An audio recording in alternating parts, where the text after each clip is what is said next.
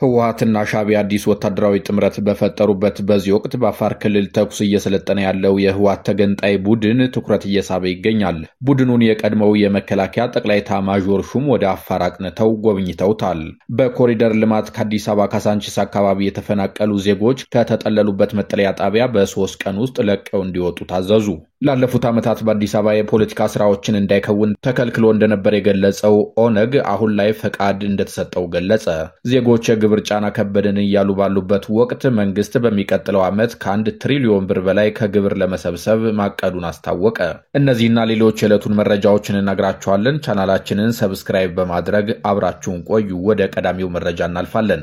በአፋር ክልል ወታደራዊ ስልጠና የጀመረውን የህወሓት ተገንጣይ ቡድን ከህወሓት የወጡ ከፍተኛ ጀነራሎች በስፍራው ተገኝተው መጎብኘታቸውን ለጉዳዩ ቅርበት ያላቸው ምንጮች ገልጸዋል።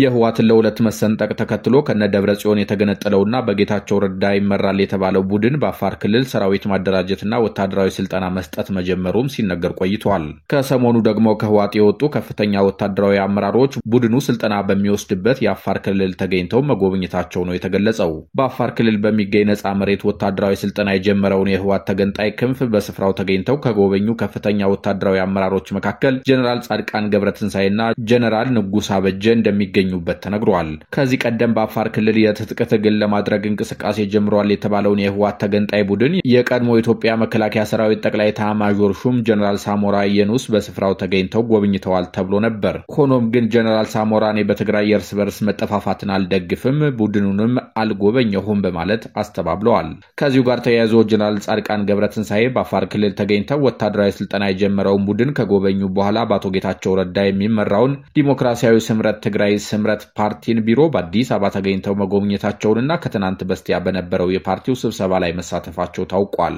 በሌላ በኩል በዶክተር ደብረጽዮን ገብረ ሚካኤል የሚመራው የህወሓት ክንፍ ከኤርትራ ጋር ግንኙነት መጀመሩና ጽምዶ የተሰኘ የኤርትራንና የህወሓትን ወታደራዊ ፖለቲካዊ መሪዎችን እንዲሁም የሚዲያ ባለሙያዎችን የያዘ ጥምረት መፈጠሩን መረጃዎች ያሳያሉ። በኮሪደር ልማት ምክንያት የመኖሪያ ቤታቸው የፈረሰባቸውና ወደ ፈረንሳይ ለጋሲዮን አካባቢ በመሄድ ሰፍረው የነበሩ በሺዎች የሚቆጠሩ ዜጎች አሁን ካሉበት ቦታም በአስቸኳይ እንዲነሱ ተነገራቸው። መሰረት ሚዲያ ተፈናቃዮች ነገሩኝ ብሎ እንደዘገበው በአዲስ አበባ ፈረንሳይ ለጋሲዮን ጉራራ ኪዳነ ምሕረትን አልፎ አንቁርጫ የሚባል ሰፈር ኑሯቸውን ያደረጉ የከተማ ውስጥ ተፈናቃዮች አሁን የት እንደሚሄዱ ግራ ገብቷቸዋል። አንድ ተፈናቃይ ትላንት ምንም ሳያሳውቁን መጥተው ቀለም ቀቡ፣ እዚህ ደግሞ ህዝቡ ከፒያሳ፣ ከቤላ፣ ከሽሮ ሜዳ፣ ከተክለ ሃይማኖት፣ ከካሳንቺስና ከ05 ተፈናቅሎ እየኖረ ነው በማለት አሁን ተነሱ መባሉ ብዙ ድንጋጤ እንደፈጠረባቸው ገልጸዋል። በዚህ 3 ቀን ውስጥ ለቃችሁ ውጡ፣ ያላችሁ ቀን እስከ ሮብ ነው ተብለናል የሚሉት ነዋሪዎች ዕቃቸውን ሰብስበው በፍጥነት እንዲወጡ መታዘዛቸውንና ሐሙስ ተመልሰው ሲመጡ አንድም ነገር ማውጣት እንደማይችሉ እንደተነገራቸውም አስረድተዋል።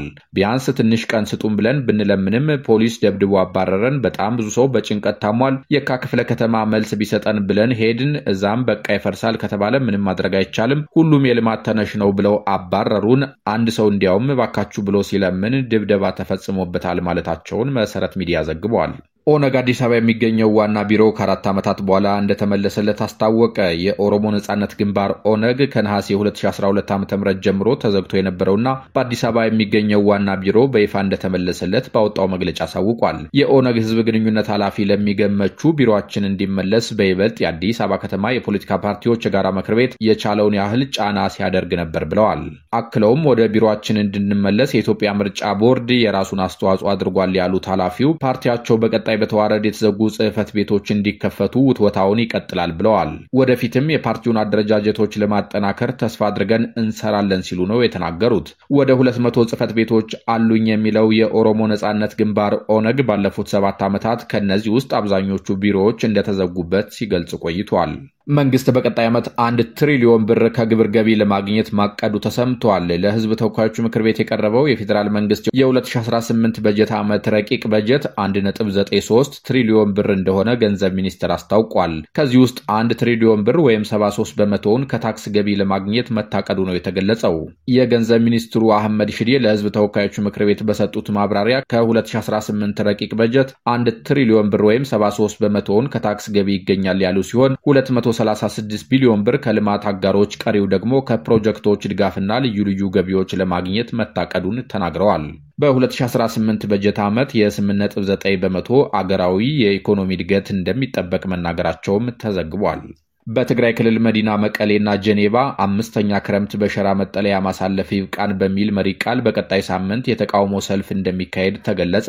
5ኛ ክረምት በሸራ መጠለያ ማሳለፍ ይብቃን የሚል መሪ ቃል ከቀያቸው ተፈናቅለው በተለያዩ የትግራይ ከተሞች ተጠልለው የሚገኙ የክልሉ ነዋሪዎችን ለቤታቸው ለማብቃት በሚል በክልሉ ዋና ከተማ መቀሌና በስዊዘርላንዷ ከተማ ጄኔቫ በቀጣይ ሳምንት የተቃውሞ ሰልፍ እንደሚካሄድ ተገልጿል።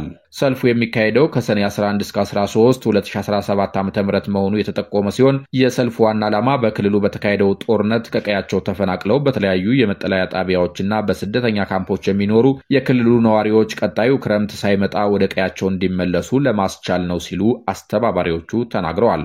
በተጨማሪም የፕሪቶሪያ ስምምነት ፈራሚዎችና አፈራራሚ ወገኖች ላይ ተጽዕኖ ለመፍጠር ነው ሲሉ አስተባባሪዎች ገልጸው በተለይም በፌዴራል መንግስትና በዓለም አቀፍ ማህበረሰቡ ላይ ጫና ለመፍጠር ያለመ ነው ማለታቸውም ተጠቁሟል።